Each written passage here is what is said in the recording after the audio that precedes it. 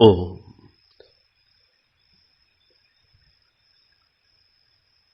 नेत्रों को कोमलता से बंद कर लीजिए।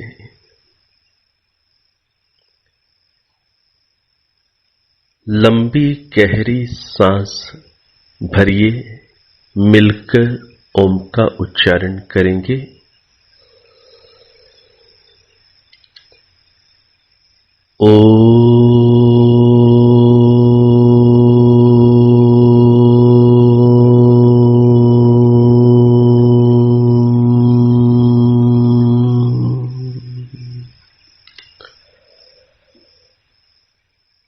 सहना भवतु सहनौ भुनक्तु सह वीर्यम् करवावहै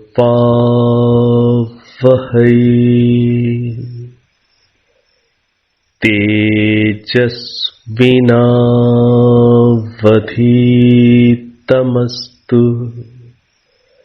मा विद्विषावहै।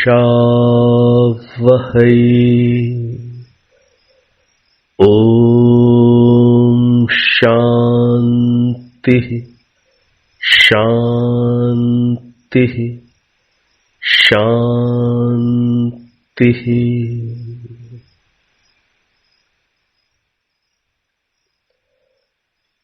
अब आप नेत्रों को खोल सकते हैं। पिछली कक्षा में हम लोगों ने ऋग्वेद के 6वें मंडल को समझना प्रारंभ किया और कुछ मंत्रों के माध्यम से हमने इस 6ठे मंडल से परिचित होना प्रारंभ कर लिया है।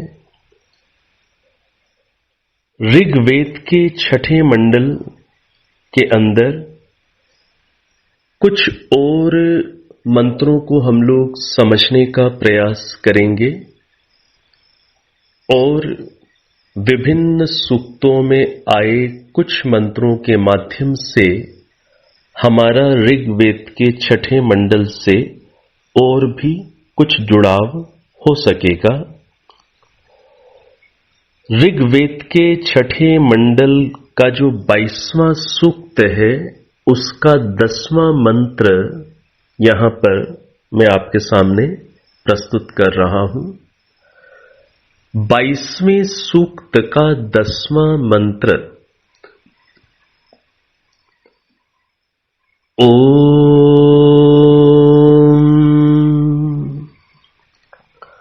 आसंयतमिन्द्रणः स्वस्तिं शत्रुतुर्याय बृहति ममृधाम् यया दासान्यार्याणि वृत्राः करो वज्रिन् सुतुका नाहुषाणि। ये 22वें सूक्त का 10वां मंत्र और इस मंत्र पर जो महर्षि दयानंद सरस्वती जी का भावार्थ है वो मैं आपको पढ़कर सुना रहा हूं। भावार्थ में महर्षि दयानंद सरस्वती जी लिखते हैं, हे राजन, आप सत्य विद्या के दान और उपदेश से शूद्र के कुल में उत्पन्न हुओं को भी द्विज करिए और सब प्रकार से ऐश्वर्य को प्राप्त कराकर तथा शत्रुओं का निवारण करके सुख की वृद्धि कीजिए। तो देखिए, इस मंत्र के भावार्थ में महर्षि दयानंद सरस्वती जी ने एक राजा का कर्तव्य वेद के अंदर किस रूप में आया है उसको यहां पर प्रस्तुत किया कि हे राजन, आप सत्य विद्या के दान और उपदेश से शूद्र के कुल में उत्पन्न हुओं को भी द्विज करिए। कितनी बड़ी बात है, कितनी स्पष्ट बात है जो इस मंत्र के माध्यम से यहां पर हमें उपलब्ध हो रही है कि राजा किस प्रकार से अपने राज्य में व्यवस्था कराए कि सत्य विद्या का दान और उपदेश इस प्रकार से शूद्र कुल में उत्पन्न व्यक्ति को भी सहजता से सुलभ हो, प्राप्त हो, जिससे कि वो भी द्विज बन सके और सब प्रकार से राजा ऐश्वर्य की प्राप्ति कराए और शत्रुओं का निवारण करके प्रजा में सुख की वृद्धि करे। तो ये देखिए वेद कितने उदात्त हैं। वेद कहीं पर भी संकीर्ण नहीं है। वेद तो परमात्मा ने मनुष्य मात्र के कल्याण के लिए दिए। प्रारंभ की कक्षाओं में इस बात को हमने बहुत अच्छे से स्पष्ट रूप से समझा था कि वेदों के अंदर किसी भी प्रकार का भेदभाव नहीं है। जब हम इस बात को अच्छी प्रकार से समझते हैं कि जो ब्राह्मण, क्षत्रिय, वैश्य और शूद्र, ये जो चार वर्ण है, ये जन्मना नहीं है, ये जन्म से नहीं होते। इनका निर्धारण मात्र ब्राह्मण कुल में जन्म लेने मात्र से नहीं होता या अन्य वर्णों के कुल में जन्म लेने मात्र से कोई शूद्र नहीं होता या कोई ब्राह्मण नहीं होता। जो वैदिक व्यवस्था है, जो वेद का जो आदेश है, वो तो सर्वप्रथम सबको उचित अवसर उपलब्ध कराना है और उचित अवसर उपलब्ध कराने का दायित्व किसका है? राजा का। उचित व्यवस्था, उचित अवसर, योग्य शिक्षक, गुरु, आचार्य, आचार्याएं, ये सब उपलब्ध कराने का दायित्व है प्रबंधन का, राजा का। और राजा स्वयं भी योग्य होता है, वो स्वयं भी वेद का विद्वान होता है, वो स्वयं भी विशेष अवसर पर वह स्वयं भी विद्यादान कर सकता है। और राजा अपने राज्य में इस प्रकार की व्यवस्था कराए कि जिससे हर कुल का व्यक्ति, हर वर्ण का व्यक्ति सुलभता से, सहजता से वेद ज्ञान को प्राप्त कर सके और फिर जो जितना पुरुषार्थ करके, जितना उत्तम आचरण जिस भी स्तर का बनाएगा, उसके उस पुरुषार्थ और आचरण, उसके गुण, कर्म, स्वभाव के अनुसार फिर वर्ण प्रदान किया जाएगा। शूद्र कुल में उत्पन्न बच्चे के पास भी पूरा अवसर है कि वो ब्राह्मण वर्ण को प्राप्त करे। तो यहां पर बहुत स्पष्ट रूप से भावार्थ के अंदर ये बात आई है और जो इस मंत्र का जो पदार्थ है, उस पदार्थ के अंदर भी ये बातें छुपी हुई हैं जिनको महर्षि दयानंद सरस्वती जी ने सरल करके भाव में, भावार्थ में हमारे समक्ष प्रकट किया। अगला मंत्र हम लोग देखते हैं, सूक्त संख्या 28, छठवें मंडल के 28वें सूक्त का तीसरा मंत्र। ओम न तानशन्ति न दभाति तस्करो नासाममित्रो व्यथिरा दधर्षति देवांश्च याभिर्यजते ददाति च ज्योगिताभिः सचते गोपति सह। ये तीसरा मंत्र है और इस तीसरे मंत्र में संभवतः एक ये पद तो आप लोगों ने जरूर पकड़ा होगा, आपको परिचित लगा होगा, तस्करो। तस्कर, तस्कर शब्द यहां पर मंत्र के अंदर आया है। वो तस्कर का आप मीनिंग समझते हैं, स्मगलर। तो तस्कर ये यहां पर पद है। तो इस जो मंत्र का जो भाव है वो मैं आपके सामने ऋषि की भाषा को प्रस्तुत कर रहा हूं। हे मनुष्यों, सबके लिए अधिक सुख करने, नहीं नष्ट होने और निरंतर बढ़ने वाले और चोर आदिकों से हरने के अयोग्य विद्यादान ही है, यह जानो। यहां पर विद्यादान के विशेषण दिए हुए हैं। कैसा होता है विद्यादान? सबके लिए अधिक सुख करने वाला। दूसरा एडजेक्टिव नहीं नष्ट होने वाला। और तीसरा निरंतर बढ़ने वाला। और चौथा चोर आदिकों से हरने के अयोग्य। तो यहां पर जो तस्कर शब्द आया है वो चोर के रूप में यहां पर उसका अर्थ लिया है। तो चोर आदिकों से हरने के अयोग्य, अर्थात जिसे तस्कर, जिसे चोर चुरा नहीं सकता, जो सबके लिए सुख देने वाला होता है, जो नष्ट नहीं होता, जो निरंतर बढ़ने वाला होता है। जितना आप बांटेंगे उतनी विद्या बढ़ेगी।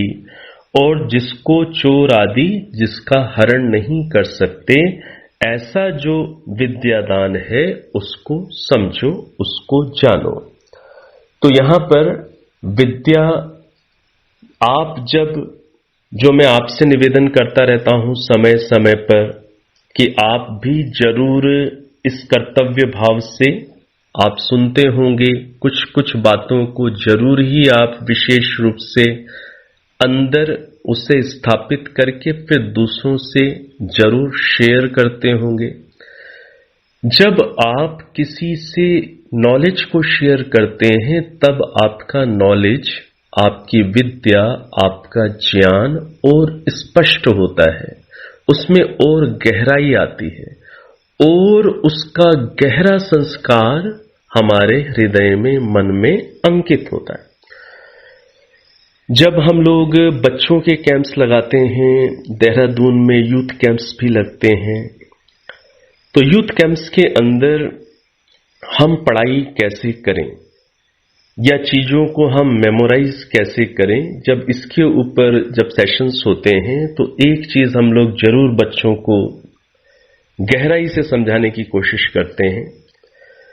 किसी भी पढ़ी हुई चीज को गहराई से याद करने का द बेस्ट मेथड होता है, उस पढ़ी हुई समझी हुई चीज को आप किसी दूसरे को पढ़ा दीजिए, समझा दीजिए। ये बेस्ट मेथड है।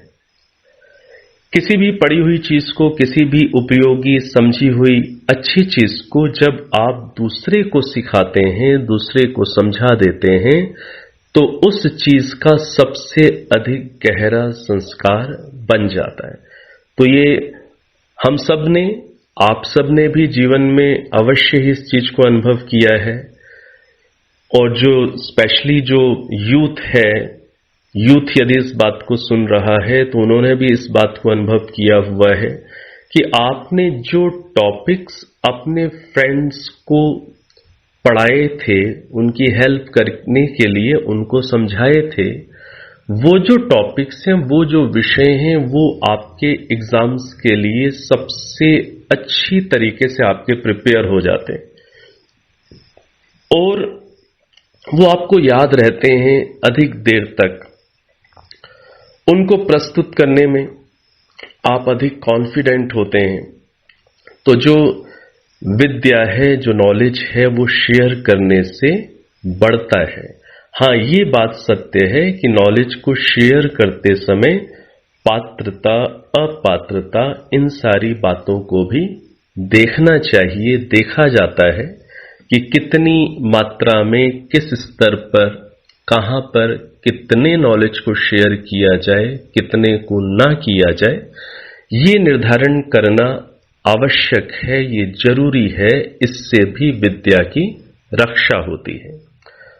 तो यहां पर ये बात है कि ये जो विद्या का जो दान है, इसको जो तस्कर हैं, जो चोर हैं, वो चुरा नहीं सकते। ये सुरक्षित है, ये बांटने से बढ़ता है, ये सबको सुख देता है।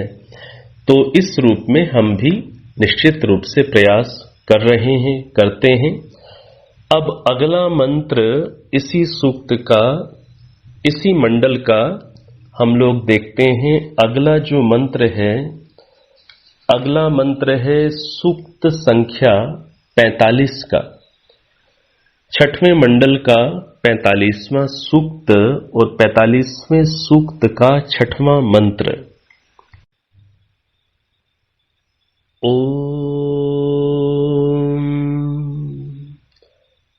नयसिद्वति द्विषः कृणुष्य उक्थशंसिनः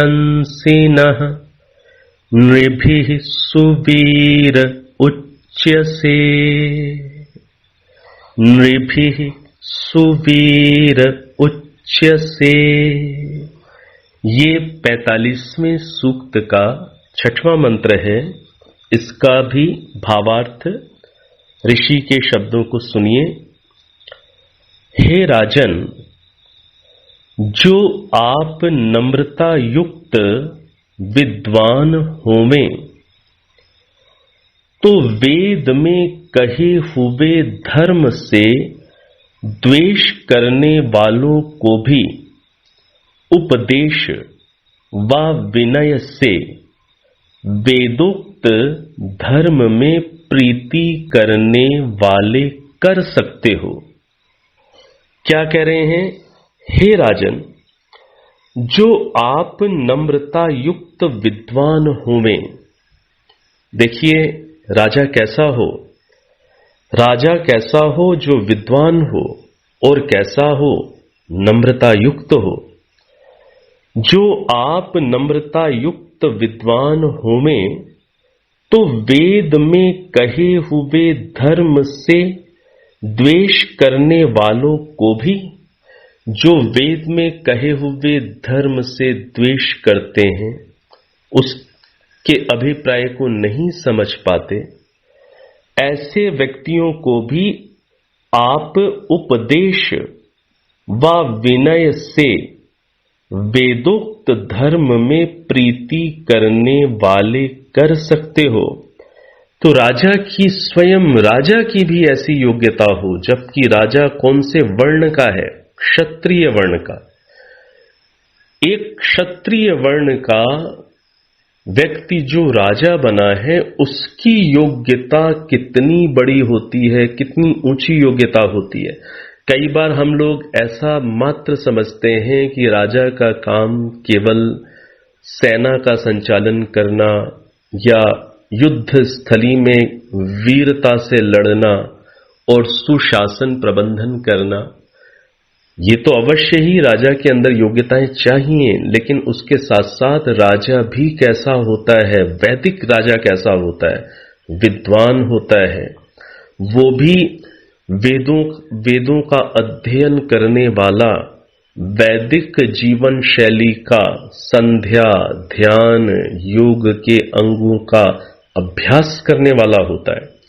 वो शूरवीर भी होता है, शरीर से बलवान होता है, साहसी होता है, लेकिन वो विद्वान भी होता है।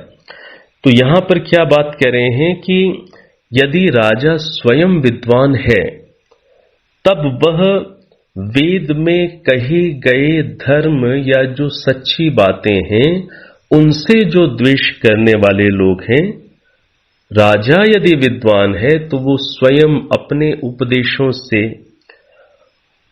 और विनय से, एक शब्द आया विनय, विनय का अर्थ हम लोगों ने पिछली कक्षा में भी समझा। विनय का अर्थ प्रार्थना भी होता है, अनुनय विनय करना भी होता है, विनम्रता भी होता है, शिष्टता भी होता है, भद्रता भी होता है। और विनय के दो अर्थ हमने समझे थे, सत आचरण, अच्छा आचरण और अनुशासन। तो यहां पर क्या कह रहे हैं कि यदि आप स्वयं विद्वान होंगे राजन, तो आप वेद में कहे हुए धर्म से द्वेष करने वालों को भी उपदेश व विनय से, अनुशासन से, सत आचरण से, वेदोक्त धर्म में प्रीति करने वाले कर सकते हो। तो राजा के अंदर भी इतना ज्ञान विज्ञान हो, इतनी कुशलता हो कि वो वेद से दूर जा रहे व्यक्ति के अंदर स्वयं सत्य ज्ञान का उपदेश करके भी उसको वेद ज्ञान, सत्य ज्ञान के प्रति प्रीति करने वाला बना सके, ऐसी योग्यता भी राजा में होनी चाहिए। तो देखिए कितनी कैसी ये बातें हैं, और इन बातों को सुन करके निश्चित रूप से हमारे सामने एक पूरी वैदिक व्यवस्था का एक चित्रण हमारे मन में उभर रहा होगा कि कितना योग्य राजा हो, उसकी क्या क्या विशेषताएं हों, और जो वेद हैं, जो वैदिक व्यवस्थाएं हैं, वैदिक व्यवस्थाओं में वेदों के अंदर तो राजा और प्रजा इसी रूप में बातें मिलती हैं। वहां पर चक्रवर्ती राज्य की बातें हमारे समक्ष आती हैं। तो जो वैदिक सिस्टम है वो तो जो योग्य राजा है उसको ही अधिकार देने की बात करता है। हर 3 साल में या 5 साल में सत्ता पलट हो और विभिन्न राजनीतिक पार्टियां विभिन्न प्रकार के उपायों से, वो उपाय चाहे ईमानदारी से हैं, चाहे छल कपट से हैं या षड्यंत्र हैं, 5 साल में फिर वही सत्ता पलट की के प्रयास शुरू हो जाते हैं। तो जो एक पार्टी जो सत्ता में आई है उसको निश्चिंत होकर, एक अच्छी पार्टी को निश्चिंत होकर के कार्य करने के अवसर नहीं होते, और उसके साथ साथ कब क्या स्थिति घट जाए, किस प्रकार से मतों का, वोटों का किस ओर प्रवाह बह जाए और फिर से हाथ में आई शक्ति चली जाए, फिर दूसरी पार्टी आए, फिर दूसरी पार्टी देश को किस दिशा में लेकर जाए। तो वैदिक व्यवस्थाएं जितना समझते हैं हम लोग स्वाध्याय के माध्यम से, वैदिक व्यवस्थाएं इस प्रकार की नहीं है। वहां पर राजतंत्र की व्यवस्था है, राजतंत्र, और जो राजा है वो सबसे योग्य, जैसा हम समझ रहे हैं, वो साहस और शक्ति सामर्थ्य के साथ साथ आचरण, विद्वत्ता आदि में भी जो योग्य होता है, जो प्रजा के प्रति एक पिता के भाव के समान एक पालक होता है, प्रजा का विकास करने वाला होता है, उसको सुख देने वाला होता है, और वैदिक व्यवस्थाओं को बना करके सबको जीवन के लक्ष्य की ओर बढ़ाने वाला होता है। ऐसे राजा की बातें हैं वेद के अंदर। इस प्रकार से 5-5 साल में सत्ता परिवर्तन की बातें कहीं पर भी इस प्रकार से स्वाध्याय में नहीं प्राप्त हो पाई हैं। हर जगह राजा, उसकी योग्यता, उसके सामर्थ्य, उसके कर्तव्य ऐसे ही मंत्रों में हमें वर्णन प्राप्त हो रहे हैं। तो ये हमने समझा कि राजा कैसा हो, और ये जो छठा मंडल है इसमें बहुत सारे मंत्र इसी विषय में हैं कि राजा की क्या योग्यता हो। आज राज व्यवस्थाएं, राजतंत्र तो हमें पूरे विश्व में ही कहीं पर नहीं मिलता है। हर जगह वही सीमित वर्षों के लिए कोई व्यक्ति सत्ता में अधिकार प्राप्त करता है, फिर सीमित वर्षों के बाद वो हटता है। तो एक लंबे काल तक एक बहुत सुलझे और मैच्योर व्यक्ति को अवसर नहीं मिलता कि वो ठीक दिशा, देश को एक ठीक दृढ़ और निश्चित दिशा दे पाए दृढ़ता के साथ। तो वेद के अंदर जैसा मैंने निवेदन किया कि राजतंत्र की बातें ही अधिक हैं, और ये जो छठा मंडल है, इस छठे मंडल में राजा से संबंधित बहुत मंत्र हैं। अधिक मंत्र राजा कैसा हो, उसकी योग्यता क्या हो। तो चलिए हम लोग एक मंत्र और देखते हैं। ये मंत्र है 45वें सूक्त का ही है, और 45वें सूक्त का है 16वां मंत्र। मंत्र इस प्रकार से है, ओम य एक इत्तमुष्टु हि कृष्टीनां विचर्षणिः पतिर्जज्ञे वृषक्रतुः। ये 16वां मंत्र। इस मंत्र का जो ऋषि का भावार्थ है, हे प्रजाजनों, जो संपूर्ण विद्या और श्रेष्ठ गुण कर्म स्वभाव वाला, निरंतर न्याय से प्रजाओं के पालन में तत्पर होवे, उसको राजा मानो। दूसरे क्षुद्र आश्रय को नहीं। तो क्या कह रहे हैं कि जो हे प्रजाजनों, जो संपूर्ण विद्या और श्रेष्ठ गुण कर्म स्वभाव वाला, संपूर्ण विद्या। आप जब सत्यार्थ प्रकाश का छठा समुल्लास पढ़ेंगे, जो छठा समुल्लास है वो इसी के विषय में है। राजा कैसा हो, हमारी व्यवस्थाएं कैसी हो, हमारी सेना कैसी हो। तो राज व्यवस्था से संबंधित ही आपको छठे समुल्लास में सभी बातें मिलेंगी। तो देखिए वहां पर राजा की जो योग्यता लिखी हुई है, राजा की योग्यता इन शास्त्रों को पढ़ा हुआ हो, ऐसे दिनचर्या करने वाला हो, ऐसा आचरण करने वाला हो। तो विस्तार से जब वहां राजा की योग्यता को पढ़ते हैं तो आपको तो ऐसा लग सकता है कि ये राजा के बारे में कह रहे हैं, ये किसी ब्राह्मण के बारे में कह रहे हैं। जो राजा की जो शास्त्रीय योग्यता है वो ऐसी नहीं है कि ब्राह्मण के समक्ष कुछ भी नहीं, ऐसा नहीं है। वो भी काफी विद्वान होता है, वो भी काफी पढ़ा लिखा होता है, वो भी बड़ी अच्छी दिनचर्या और संध्या उपासना करने वाला होता है। वही राजा प्रजा पर शासन करने में सक्षम होता है। ये आपको मिलेगी बातें शास्त्रों के अंदर, सत्यार्थ प्रकाश के अंदर।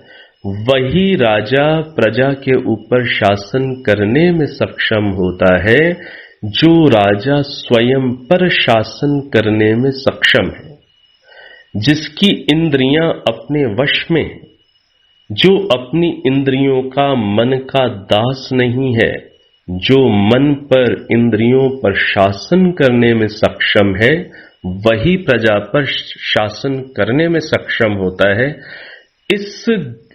इस गहरे नियम को, सिद्धांत को वेद और शास्त्र बहुत अच्छी प्रकार से बार बार समझाते हैं। शासन करने में वही समर्थ होगा, नेतृत्व करने में वही समर्थ होगा जो सबसे पहले अपने ऊपर शासन करने में जिसका सामर्थ्य है। तो यहां पर जो राजा की जो योग्यता है, तो जो संपूर्ण विद्या और श्रेष्ठ गुण कर्म स्वभाव वाला, निरंतर न्याय से प्रजाओं का पालन करने में जो तत्पर है, उसको राजा मानना है। क्षुद्र आश्रय को नहीं। क्षुद्र आश्रय मतलब छोटा, जो अभी स्वयं पका हुआ नहीं है, अभी जो स्वयं सुलझा हुआ नहीं है, जो अभी अपने और पराये के भाव से ऊपर उठा हुआ नहीं है। जब तक व्यक्ति अपने और पराये के भाव से ऊपर नहीं उठ पाता, तब तक वो ठीक प्रकार से न्याय कर ही नहीं सकता। तो जो अभी इन भावों से ऊपर उठा नहीं है, जो अभी श्रेष्ठ आचरण और विद्या वाला नहीं है, उसे राजा नहीं स्वीकार करो। यहां पर वेद का संदेश प्रजा के लिए है स्पष्ट रूप से। तो प्रजा को ये समझना है कि राजा कैसा, उसे चुनना है, और चुन करके फिर जो एक राजा है वही फिर सारे राष्ट्र को लंबे समय तक दिशा देगा। अब अगला जो हम मंत्र देखें, अगला मंत्र इसका हम लोग देखते हैं सूक्त संख्या 47 का 13वां मंत्र, नहीं क्षमा करिए, सूक्त संख्या 47 का 3रा मंत्र।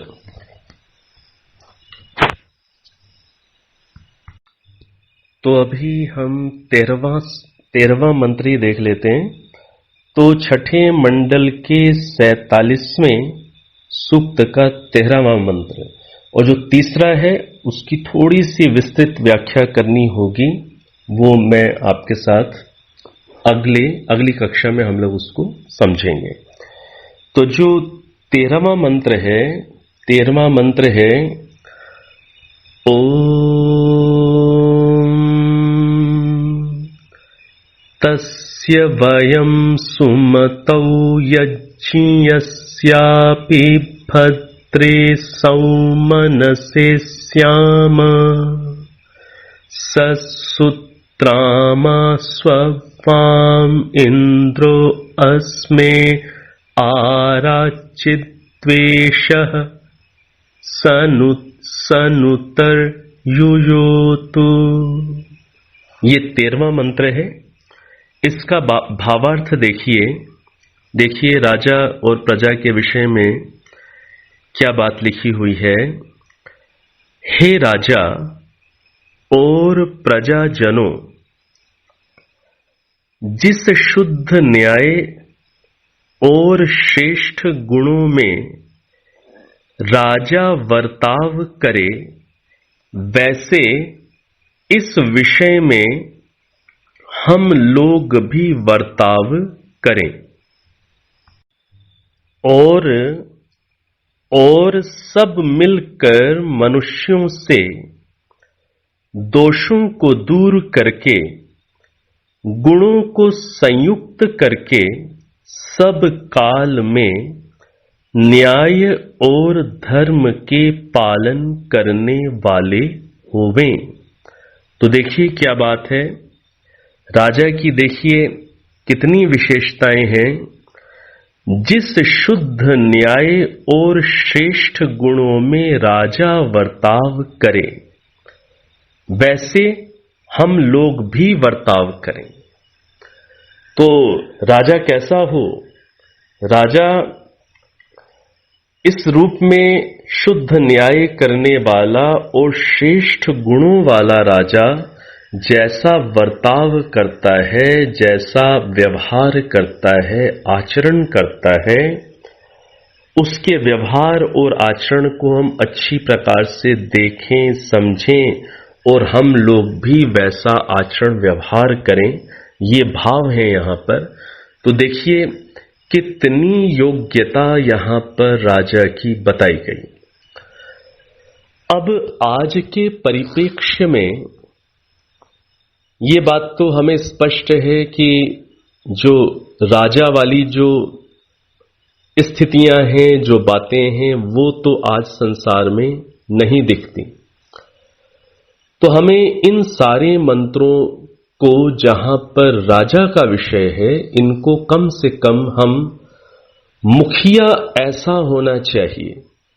अब वो चाहे सारे राष्ट्र का, सारी धरा का ना सही, तो एक परिवार का मुखिया कैसा हो, एक परिवार का जो सबसे ज्येष्ठ व्यक्ति है, जो मुखिया माना जाता है, या एक संस्था का, किसी ऑर्गेनाइजेशन का, इंस्टीट्यूशन का जो सबसे बड़ा व्यक्ति है, उसमें क्या क्या विशेषताएं होनी चाहिए, ये सारी विशेषताएं जो राजा के लिए वर्णित हैं, वो हम सभी अपने अपने क्षेत्रों में, भले ही हमारे बड़े छोटे छोटे क्षेत्र हैं, छोटे छोटे समूह हैं, चाहे 5 व्यक्तियों का परिवार है, या हमारा कहीं पर किसी जगह पर 15-20 लोगों पर हम कहीं पर बड़े हैं, तो वहां पर हमें एक मुखिया के रूप में वेद की ओर से इन्हीं गुणों का उपदेश स्वयं के लिए समझना चाहिए कि हम श्रेष्ठ गुण वाले हों, अच्छा व्यवहार बर्ताव करने वाले हों, हम ज्ञान के क्षेत्र में भी हमारा ज्ञान का स्तर भी अच्छा हो, अनुशासन का स्तर अच्छा हो, और इसी प्रकार से हमारे अंदर दूसरों को समझाने का भी सामर्थ्य हो।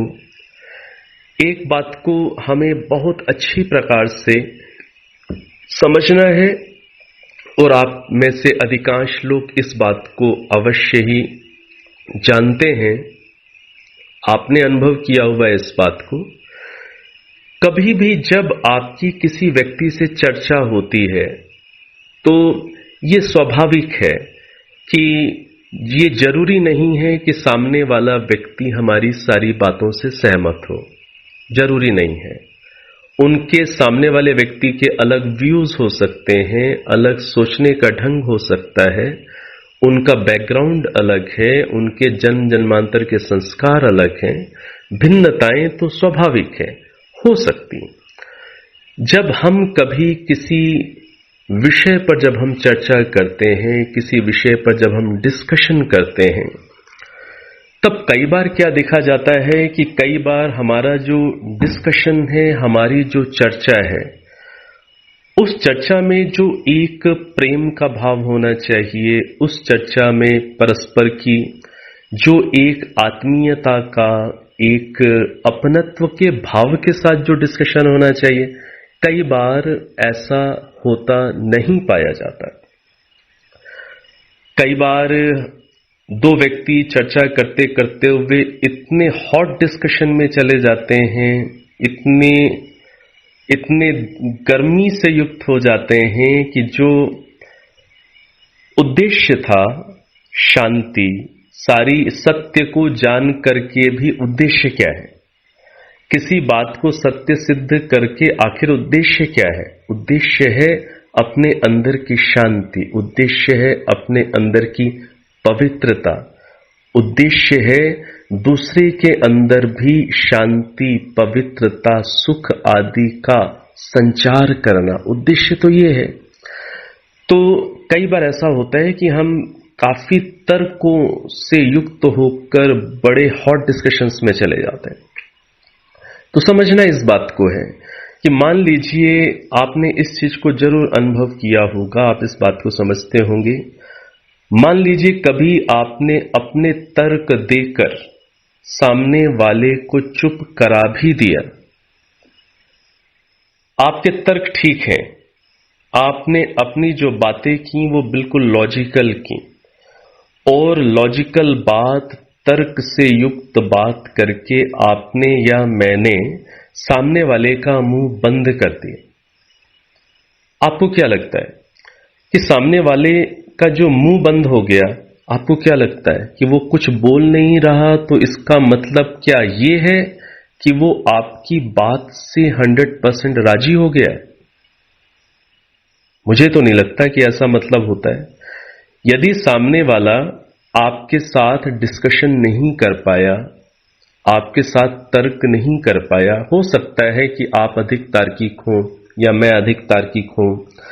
अब सामने वाला मान लीजिए अधिक तर्क वितर्क करना नहीं जानता, या उसका अभी ना उस रुचि है और ना उसका मान लीजिए उतना स्तर है। अब मान लीजिए मैंने तर्क पर तर्क देकर उसकी बातों को मैं काटता चला गया और मैंने उसका मुंह बंद कर दिया। आपको क्या लगता है कि वो उसका मुंह बंद मैंने जो कर दिया या किसी ने कर दिया, तो सामने वाले अब बोल नहीं पा रहा, तो इसका क्या अर्थ है? क्या इसका ये अर्थ हम समझें कि वो मेरी तार्किक बातों से राजी हो गया है? आपको क्या लगता है? सामने वाला जब हमारे समक्ष बोल नहीं पाता, तर्क के साथ आपसे शास्त्रार्थ नहीं कर पाता, तो क्या इसका मतलब ये समझा जाए कि सामने वाला व्यक्ति मेरी बात से या आपकी बात से सहमत है? नहीं, ये बात हमें समझनी है। हमारा उद्देश्य किसी चर्चा को करने का उद्देश्य क्या होता है? हमारा उद्देश्य सामने वाले के मुंह को बंद कराना मात्र नहीं होता। हमारा उद्देश्य ये होता है कि सामने वाला व्यक्ति किस प्रकार से सत्य को समझकर स्वीकार कर ले। तो दो बातों को आप भी समझते हैं और इन दोनों बातों में डिफरेंस है। एक होता है किसी बात को ठीक प्रूव कर देना। आपने या मैंने तर्क से किसी बात को ठीक प्रूव कर दिया, सिद्ध कर दिया। आपने तर्क से, प्रमाणों से बात को ठीक प्रूव कर दिया है, सिद्ध कर दिया है। उसके बाद भी जरूरी नहीं है कि सामने वाला व्यक्ति अंदर हृदय से आपकी बात को स्वीकार कर जाए। वो चुप हो गया, बोल नहीं रहा, लेकिन वो मन ही मन अंदर यही सोच रहा है कि नहीं, बात तो मेरी ही ठीक है, कोई बात नहीं, मैं अभी इनके साथ मैं इनका सामना नहीं कर पा रहा, ये बात तो मेरी ठीक है। चुप तो हो गया, लेकिन वो कन्विंस नहीं हुआ। और हमारी जो चर्चा थी, हमारी चर्चा का उद्देश्य मुख्य क्या था? हमारी चर्चा का मुख्य उद्देश्य तो अंदर यही होता है कि सामने वाला हमारी बात से राजी हो जाए। इसलिए कभी भी जब डिस्कशन होता है हमारा घर में, परिवार में, मित्रों में, तो इस चीज का हमेशा हमें ध्यान रखना पड़ता है कि हमारा उद्देश्य केवल अपनी बात को सिद्ध करना नहीं है। हमारा उद्देश्य है सामने वाले को कन्विंस करना, राजी करना।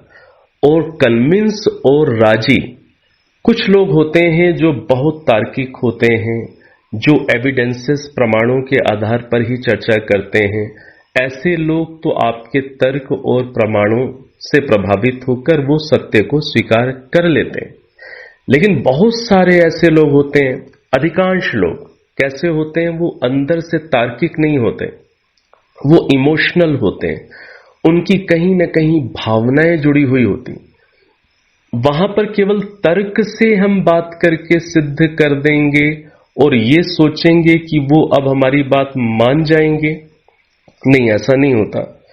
जो सामने वाला व्यक्ति थोड़ा सा इमोशनल है, अलग अलग तरीके की पर्सनैलिटीज के लोग होते हैं, जो थोड़े से भावनात्मक लोग होते हैं, इमोशनल लोग होते हैं, उनके साथ बातचीत का लहजा केवल तर्क और शास्त्रार्थ की भाषा वाला नहीं रखा जाता। उनके साथ बातचीत करने का लहजा, जैसा आप जानते हैं, हमें कैसा रखना पड़ता है? बड़ा आत्मीयता पूर्ण रखना पड़ता है, प्रेम युक्त रखना पड़ता है, मित्रता युक्त रखना पड़ता है। तब चाहे भले ही आपकी बातें उतनी तार्किक ना भी हो, तब भी आपके प्रेम, अपनत्व, मित्रता का इतना प्रभाव होता है कि सामने वाला व्यक्ति आपकी बात से कन्विंस हो जाता है, वो राजी हो जाता है। तो जब भी हमारी चर्चा हो, चूंकि जो आर्य समाज है, आर्य समाज का तो उद्देश्य ही सत्य को प्रकाशित करना है, शुद्ध ज्ञान के प्रकाश को सर्वत्र फैलाना है। तो ये जो उद्देश्य है ये तो बहुत बड़ा उद्देश्य है, और सत्य को प्रकाशित करना, दूसरों को सत्य के प्रति राजी करना, ये थोड़ा सा काफी मनोविज्ञान की अपेक्षा रखता है ये विषय। तो उसके लिए जब भी हमारी किसी से चर्चा हो तो हमें अपना निरीक्षण करना है कि हम केवल तर्क पर तो नहीं बात कर रहे, केवल हम तार्किक ही तो नहीं बन गए। हमारे बातचीत करने के ढंग में अपनत्व भी है कि नहीं, प्रेम भी सामने वाले को महसूस हो रहा है कि नहीं हो रहा, क्या उसे ऐसा महसूस हो रहा है कि नहीं हो रहा कि मैं एक उसका वेल विशर हूं, मैं कुछ अच्छाई के लिए, उसके हित के लिए मैं ये समझाने की कोशिश कर रहा हूं, ना कि केवल अपने आप को ठीक दिखाने के लिए मैं समझाने की कोशिश कर रहा हूं। तो जब भी हमारी बातचीत होती है किसी से, वहां पर हमें आत्मीयता है, प्रेम है, विनम्रता है, सामने वाले की बात को भी सुनने का धैर्य है, उसको भी सुनिए, पहले उसको प्रेम से सुनिए, शांति से सुनिए, तो उसको सुनने का धैर्य है, ठीक है ना। और इसके साथ साथ भाषा के अंदर विनम्रता है, रिस्पेक्ट का भाव है। जब हम सामने वाले को रिस्पेक्ट देकर बात करते हैं, आदर देकर बात करते हैं, कई सारे ऐसे फैक्टर्स होते हैं, कई सारी ऐसी बातें होती हैं कि वो सब मिलकर, और हाँ साथ में तर्क भी, अच्छाई भी, लॉजिक भी, लेकिन साथ में दूसरी चीजें भी। तो ऐसे जब हम बात करेंगे या करते हैं तो फिर हमारी अपनी बात को राजी करा लेने की या उसको अपनी बात में कन्विंस करा लेने का हमारा प्रतिशत बहुत अधिक बढ़ जाता है। केवल तर्क मात्र से सामने वाले मैक्सिमम लोग राजी नहीं होते। तो हमें चूंकि सत्य का प्रचार प्रसार करना है, वेद को, आर्य परंपराओं को, ऋषियों की सनातन विद्या को आगे लेकर के जाना है, तो हमें इस बात पर विशेष ध्यान देना होगा कि हम अपनी बात को केवल प्रूव करने वाले ना हो, हम अपनी बात में सामने वाले को कन्विंस करने वाले हों, उसको सहमत कराने की स्किल वाले हों, सहमत उसको करा लेने की विशेषता वाले हो। तो इस चीज पर हम ध्यान देते हैं, और भी हम देंगे, और भी मनोवैज्ञानिक ढंग से कहां से बात को शुरू करें, कैसे वाक्यों को बोलें, कैसे अंत करें, ये भी एक पूरा मनोवैज्ञानिक ढंग से काफी कुछ सीखने समझने योग्य बातें होती हैं, जिनसे फिर सामने वाला, उसका सहमत होने का प्रतिशत सत्य के प्रति बढ़ जाता है। तो इन बातों पर भी हम थोड़ा सा अनुसंधान करते रहेंगे, प्रयास करते रहेंगे, तो हम सत्य का अधिक प्रचार प्रसार कर पाएंगे। कम संघर्ष से दूसरों को अपनी सच्ची बातों से सहमत करा पाएंगे, राजी करा पाएंगे, कन्विंस करा पाएंगे, और यही हमारा अंततोगत्वा उद्देश्य है कि दूसरा सत्य के प्रति सहमत हो। तो बातचीत करते समय चूंकि जो हम लोग, आप लोग जो सत्य को समझते हैं, उनका सभी का उद्देश्य यही है कि हम सत्य को दूसरों तक फैलाएं। तो दूसरों तक कैसी वाणी से फैलाएं, किस लहजे में बोलें, किस टोन में बोलें, किस आदर के साथ बात करें, और मैं इस मैं से उठ करके हम पर हम आ सकें। और आत्मश्लाघा का अर्थ आप लोग समझते हैं, अपनी प्रशंसा कि जैसा मैं कर रहा हूं ऐसा कोई दूसरा नहीं कर रहा, जैसा मैं हूं वैसा कोई दूसरा नहीं है। ये आत्मश्लाघा, आत्म प्रशंसा को बहुत पीछे छोड़कर हम सामने वाले के साथ कैसे उसके साथ एक हो सकें, उसको ऐसा लगे कि हम उसी के मित्र हैं, कोई विशेष नहीं है, उसी जैसे हैं, उसी के साथी हैं। इस रूप में जब हम अपने आप को ले आएंगे, ले आते हैं, तब सामने वाले का हमारे साथ जुड़ने का प्रतिशत बहुत अधिक हो सकता है, हो जाता है। तो हम सभी जो वेद विद्या को आगे फैलाना चाहते हैं, ऋषियों की बातों को हम स्थापित करना चाहते हैं, वेदों का जय घोष करना चाहते हैं, ओम की पताका को सर्वत्र हम ध्वजा को सर्वत्र लहराना चाहते हैं, उसके लिए हमें वाणी और मनोविज्ञान को साथ साथ समझकर हमें आगे बढ़ना होगा। तो ये हम लोगों ने छठे मंडल को ही आगे हमने और समझने का प्रयास किया है। अगली कक्षा में मैं कुछ और मंत्र आपके समक्ष छठे मंडल के लेकर के, फिर इस मंडल को हम लोग अपनी ओर से परिचय के स्तर पर पूरा मानकर फिर अगला मंडल हम लोग लेंगे। तो अब समय हमारा समाप्ति की ओर है। अब एक बार ओम, 3 बार शांति का उच्चारण करेंगे। सीधे बैठ जाएं, नेत्रों को कोमलता से बंद कर लीजिए, लंबी गहरी सांस भरिए।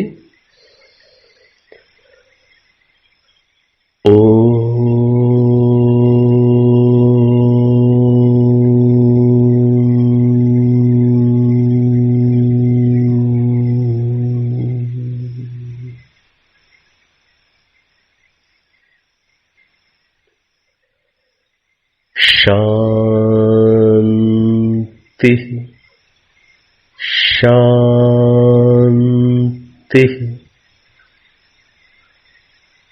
शांति।